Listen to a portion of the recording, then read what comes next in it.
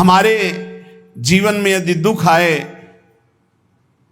और मेरे प्रभु राजी हैं तो कभी सुख नहीं चाहिए, कभी सुख नहीं चाहिए। मेरे प्रीतम क्या परेशानी प्यारे को, जो प्रेम करने वाले उनको क्या परेशानी, क्योंकि प्यारे मेरे चाहते मैं दुखी रहूं, ये दुख समुदाय घेरे रहे, बस जोई जोई प्यारो करे सोई मुई भावे। बहुत कठिन बात है। प्रवचन कर लेना सरल है, प्रवचन सुन लेना सरल है, कि दुख घेरे रहें। एक महाभागवत परम पावन श्री त्रिपुरदास जी महाराज, अगर दुख मुझे घेरे हैं, मेरे प्यारे राजी हैं, तो मुझे दुख से कोई परेशानी नहीं। यह है प्रेमी का हृदय। देखो त्रिपुरदास जी महाराज कायस्थ कुल में प्रकट हुए। कायथ त्रिपुरदास भक्ति सुख राशि भर्यो, कर्यो ऐशो पण शीत दगला पठाइए। निपट अमोल पटहिए हित जटियावे, ताते अति भावे नाथ अंग पहिराइए। आयो को काल नरपति ने बिहाल कियो, भयो ईस ख्याल ने को घर में न खाइए। वही ऋतु आई सुधी आई आंख पानी भरी, आई एक द्वाति दीठी आई बेची लाइए। श्री त्रिपुरदास जी कायस्थ कुल में प्रकट हुए थे। बड़ा हिम्मत बनाने वाला यह चरित्र है। ब्रजमंडल में शेरगढ़ है, वहां इनका जन्म हुआ था, वहां के निवासी थे और आपके पिता राजमंत्री थे। बचपन से ही भगवत भक्ति के संस्कार थे। जिनमें कुछ दिव्य प्रकाश होता है वो बचपन से भगवत भक्ति का। जिनको ये लगता है कि जवानी में विषय भोग लें और बुढ़ापे में भजन करेंगे तो भूल जाए। बुढ़ापे में मन को प्रभु में नहीं लगाया जा सकता। यदि आपने जवानी में भजन का अभ्यास नहीं किया तो बुढ़ापे में नहीं होगा। बुढ़ापे में प्रपंच ही होगा, पक्का विश्वास मान लीजिए। और जितने भी दिव्य महापुरुष हुए हैं, जिनके जीवन प्रकाशित हुए हैं भक्ति अध्यात्म की ऊंचाई में, वो बचपन से श्री भगवान में लगे। त्रिपुरदास जी के घर में राजमंत्री पिता थे, पर बहुत ही सुंदर भक्ति के संस्कार थे। एक बार आप पिता के साथ आगरा से किसी कार्य के लिए गिरिराज जी आए, तो यहां ठाकुर श्री श्रीनाथ जी का दर्शन किया। यही विराजमान थे अन्योर में, जहां जतीपुरा इधर ठाकुर जी यहीं प्रकट हुए हैं। श्रीनाथ जी अपने ब्रज के हैं, गिरिराज जी के। ऐसा सुंदर रूप श्रीनाथ जी का कि नवीन किशोर अवस्था लुभायमान हो गए। बहुत हट किया, अब मैं नहीं जाऊंगा, इन्हीं के दर्शन करूंगा, इन्हीं के पास रहूंगा। पिता राजमंत्री थे, वहां किसी परिचित से कहा कि बालक है, हट करता है त्रिपुरदास, इसको हम छोड़ देते हैं 2-4-10 दिन यहां। देखो भगवान का विधान, यहां श्रीनाथ जी के दर्शन करेगा, फिर हम आदमी भेज देंगे, बुला लेंगे। अब वो दैवी योग से प्रेरित थे, पुत्र को यहां छोड़ दिया और वापस वो लौटे तो रास्ते में कुछ वैरी दल के राजसैन को दुष्टों ने घेर लिया और मार डाला, पिता को मार डाला। भक्तों के जीवन में प्रारंभ से ही विपत्तियों की बौछार हो जाती है, लेकिन आप ऐसा डरिएगा मत। क्या जिनके हृदय में भक्ति नहीं है उनके परिवार के लोग नहीं मरते क्या? जिनके हृदय में भक्ति नहीं वो क्या दुख नहीं भोगते क्या? ये अज्ञानी जन है, नहीं जानते। शरीर रचना के समय शुभ अशुभ कर्मों के अनुसार दुख सुख पहले से रच गया है। भक्ति तो हम आज कर रहे हैं, ये नई खेती है, ये भक्ति का फल नहीं, वो दुख सुख पुराने हमारे कर्मों का फल है। जब आपने सुना, सूचना आई कि तुम्हारे पिता को बैरी दल ने मार डाला है, तो श्रीनाथ जी की तरफ देखा और कहा, आप तो हमारे पिता भी हो, मित्र भी हो, जीवन धन हो।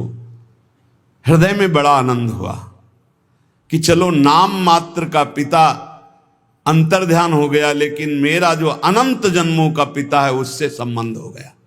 अब तो मेरे श्रीनाथ जी के सिवा कोई नहीं है। एकदम निश्चिंत हो गए।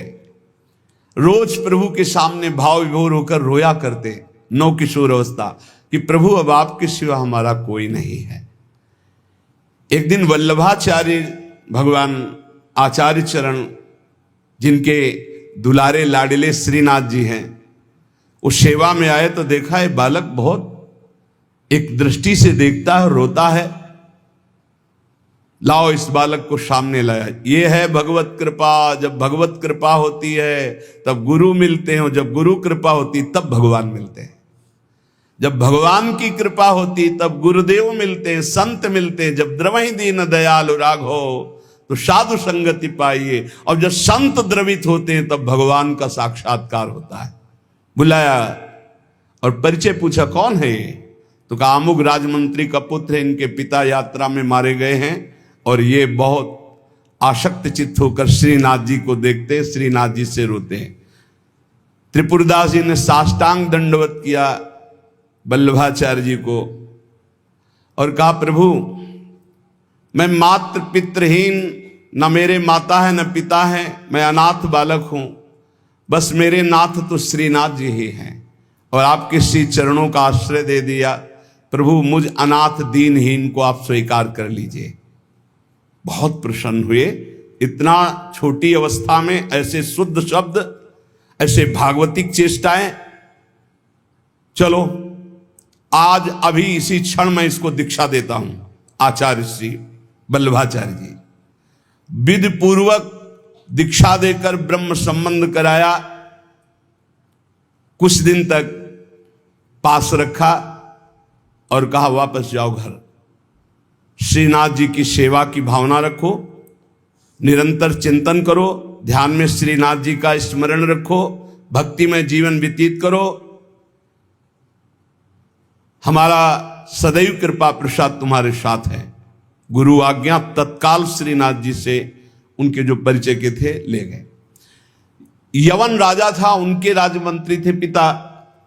तो जब नौ किशोर अवस्था से थोड़ा बड़े हुए तो इनके पिता का पद इनको दिया, राजमंत्री बना लिया। अब ये राजमंत्री में जितना वैभव मिलता, तो इन्होंने एक बात सत्य समझी कि धन की सच्ची योग्यता क्या है। बोले संतों के मुख में चला जाए, संतों की सेवा में चला जाए, भगवंत सेवा में लग जाए, सो धन धन्य प्रथम गति जाकी। धन की सार्थकता है। ये भागवतिक सरकारी बैंक है। जैसे भारतीय सरकारी बैंक में जमा करो जब चाहो ले लो ब्याज सहित, ऐसे भागवतिक सरकारी बैंक है। गौ संत जन, ब्रह्म ऋषि जन, भगवान किसी विग्रह की अर्चा पूजा और किसी ऐसे असहाय की जो बीमार है, जो अपवित्र है, असमर्थ है, उसकी सहायता भगवत भाव से कर देना, उसमें जो धन खर्च होना, ये सब भागवतिक बैंक में जमा होता है। आपको मिलेगा, ब्याज सहित मिलेगा। हमारे प्रभु की बैंक में परसेंट बहुत ज्यादा मिलते हैं। 1 रुपया का लाख गुना ब्याज मिलेगा। देके ये जो आप देखते हैं कि अमुक अमुक पद पर बैठ गया, अमुक राजा बन गया, अमुक अमुक बन गया, ये पूर्व जन्म का है। पूर्व जन्म का आप देखते हैं छा गया, ये पूर्व जन्म का सुकृत है। वैभव ऐश्वर्य चरण चूम रहे, वाह वाही हो रही, ये सब पूर्व का पुण्य है, 1 का लाख गुना। पर इस बैंक में विश्वास नहीं होता, किसी किसी को विश्वास होता है। और इस बैंक में जमा कर देने पर अगर आपने कह दिया तो तत्काल वो फल जो गुणा करके आपको प्लस मिलना था नहीं मिलेगा, ध्यान कर लेना। यदि माइक से हो गया कि अमुक जगह के अमुक भगत ने 5,000 रुपए दान किए, भगवान इनका मंगल करें, तालियां बज गई, हो गया, उड़ गया, आपके बैंक का ब्याज उड़ गया।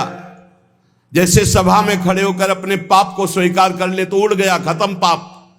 ऐसे सभा में यदि पुण्य स्वीकार कर ले तो खत्म। बुजुर्ग जन कहते थे कि दान ऐसा करे कि दाएं हाथ से दे बायां हाथ न जाने, नेकी कर दरिया में डाल कोई जान न पावे, तब लाख गुना हमारी भागवतिक बैंक से उसे मिलता है। ये तो हुआ अपना धन देने पर। और अगर ये बात हो जाए कि हे प्रभु आपकी वस्तु आपको समर्पित करते तो भगवान मिल जाएंगे, तो दियम वस्तु गोविंदम तुभ्यमेव समर्पये। ये निश्चय किया त्रिपुरदास जी ने कि राजमंत्री पद से जो भी धन आएगा मैं केवल सेवक की तरह प्रसाद से शरीर पोषण करूंगा, सारा धन संत सेवा और भगवंत सेवा में लगाऊंगा।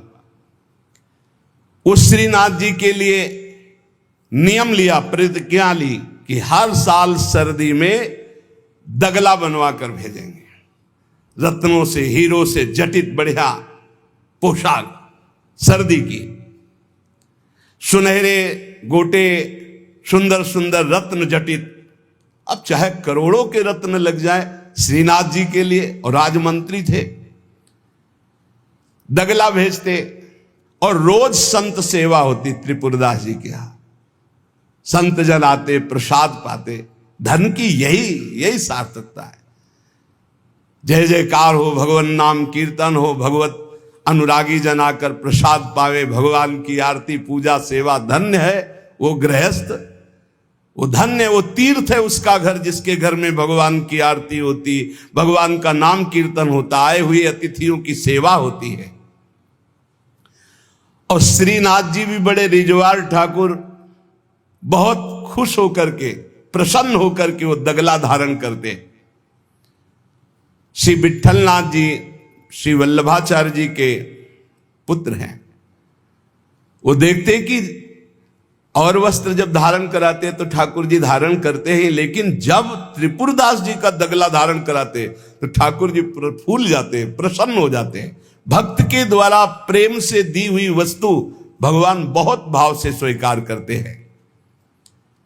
सब दिन होत ना एक समान, एक समय ऐसा भी आता है जो बहुत ही अंधेरे का होता है, एक समय प्रकाश का आता है।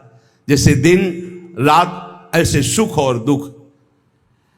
अब यवन बादशाह था, उसके पास द्वेषियों ने सूचना लगा दी कि ये राजमंत्री हैं, आपको पता नहीं है, आपके धन का बड़ा दुरुपयोग करते हैं,